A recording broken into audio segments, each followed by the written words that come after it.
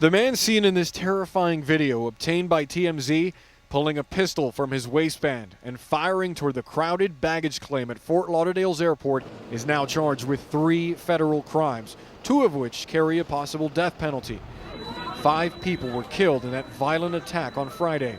In court, 26-year-old Esteban Santiago told the judge he was currently unemployed and only has $5 to $10 to his name. He added that he had previously worked as a security officer and served about a decade in the Army. His family telling CNN that his personality had changed dramatically after his last deployment to Iraq. All this as new questions emerge regarding Santiago's mental health and just how he was able to gain access to the weapon used in the deadly airport massacre.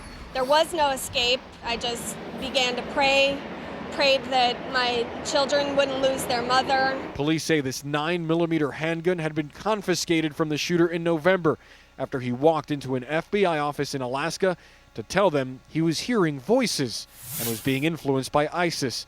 But after a mental health evaluation, he was not deemed mentally defective. The gun was returned. How is that possible? Well, under existing law, mental illness can only be grounds to take away somebody's weapons if a court has ordered you involuntarily committed to a mental hospital. If you're merely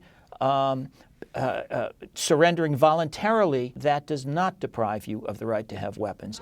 It's a loophole that baffles Santiago's own family. How are you going to let someone leave a psychological center after 4 days when he is saying that he's hearing voices? Court documents show Santiago has confessed to planning the attack.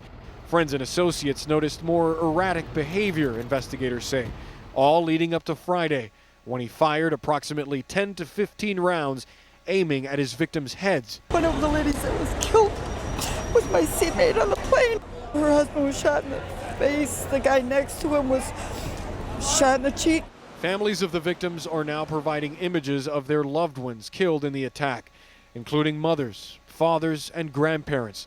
Those left behind, no doubt wondering how things could have been different.